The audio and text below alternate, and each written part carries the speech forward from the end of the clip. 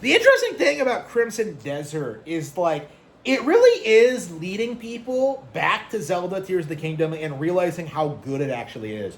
Because one of the marketing pushes for Crimson Desert was this idea that like it's like Zelda but better. Like look how much bigger the world is. Look how much hardcore it is. Look how many features there are. And people took one look at it and were just like, Zelda was better than this, and they went back to playing Tears of the Kingdom. It's very, very interesting how we're at the point where just throwing Unity assets into an open field is no longer worshipped the way it was in like the 2000s, right?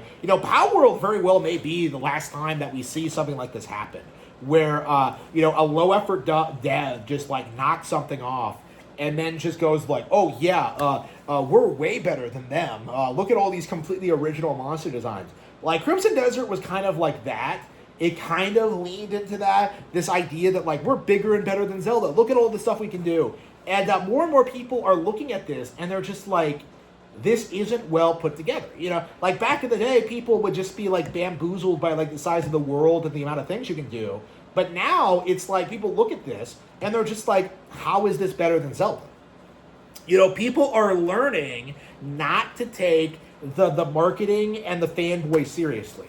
And that's a big reason why so many people are spurging out about Crimson Desert right now. Why so many of them are so desperate to keep up the illusion that this is way bigger and better than Breath of the Wild or Tears of the Kingdom, is that they really desperately want the illusion that the best games are on PC continuing. Like, they want to keep up the illusion that Nintendo can't compete, that they can't stand the test of time, that they're not relevant enough, that they're not innovative enough, that there are way better games out there, and, like, it just is not and never has been true. I've been hearing people, like, run this nonsense since, like, the Ultima days. I've had guys try and tell me that, like, Miyamoto came up with the concept of Zelda by playing Dungeons and Dragons campaign with the guys, in Nintendo HQ basement. I've been told that, like, The Legend of Zelda was just ripped off by, like, Towers of Draga. Okay? Like, again, this isn't anything new, okay? like, people have always been, like, very desperate to downplay Nintendo's innovation and what they bring to the table. You see people trying to pretend they didn't invent the D-pad and like the dual screen or touchscreen controls or like the analog stick. You see people like spurging out about this kind of thing all the time.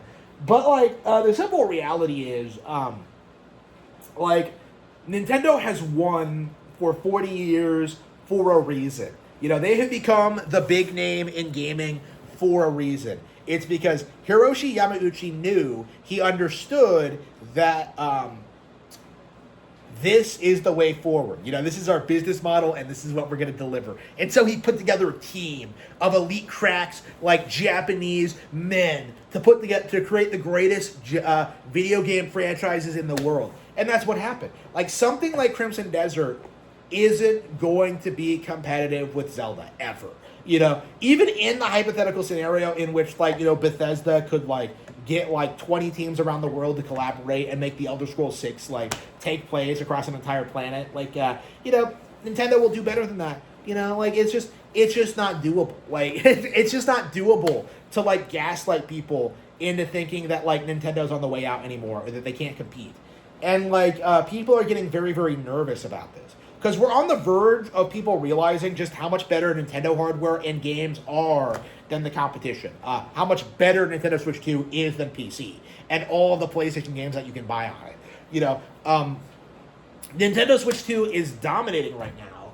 And yet, like, the entire the industry is rallying behind some early access slop instead.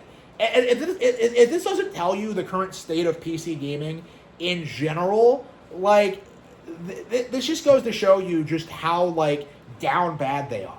Where, like, they have a game like this, and instead of, like, playing it and, like, enjoying it for what it is, they have to do this thing where they're like, well, it's way better than Zelda. It is a way bigger world when, like, nobody cares about that. Like, they care about whether the game is good or not. And the simple fact of the matter is, no, it's not good. The only people who are playing Crimson Desert right now are the kind of plebeians who play everything that comes out, without discerning about the overall quality or whether or not they're wasting time or anything like that. Like, the simple fact of the matter is, Nintendo beat Crimson Desert without even really trying.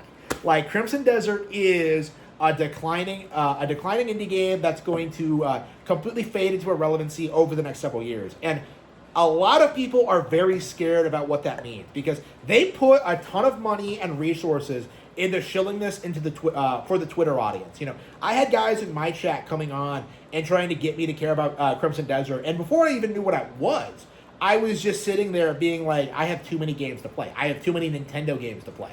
Like, I'm not playing your bullshit. And yeah, eventually the game came out, and nobody gave a shit about it.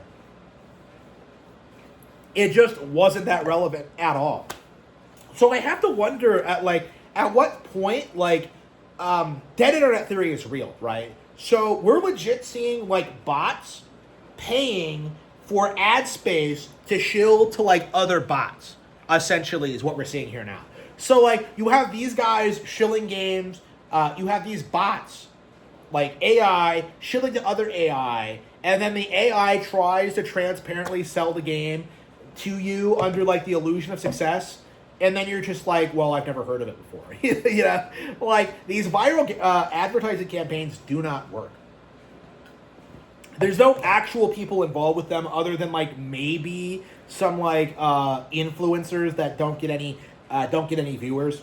Like what we're seeing is just the slow, gradual decline of the meme game phenomenon.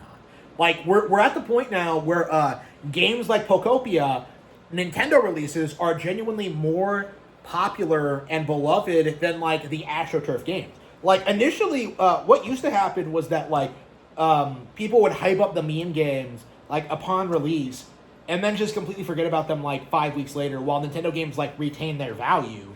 But now we're not even going through that process. Now we're going through this process where, like, the Nintendo games are more popular immediately, and the meme games constantly have to play catch-up. Like, well, Crimson Desert, it has a bigger open world than Breath of the Wild. Like, okay, but what do you do in it? Like, I don't know. Like, what we're seeing is a complete and utter downfall of the narrative. What we're seeing is that more and more Nintendo games are becoming more and more recognized as the best in the industry, and games like Minecraft and Grand Theft Auto and Call of Duty and FIFA, Madden, they can't compete. And that's what we're seeing now, is that Nintendo is dominating the industry so thoroughly that they can't really compete with it. They can't really gaslight you into like ignoring major Nintendo releases anymore.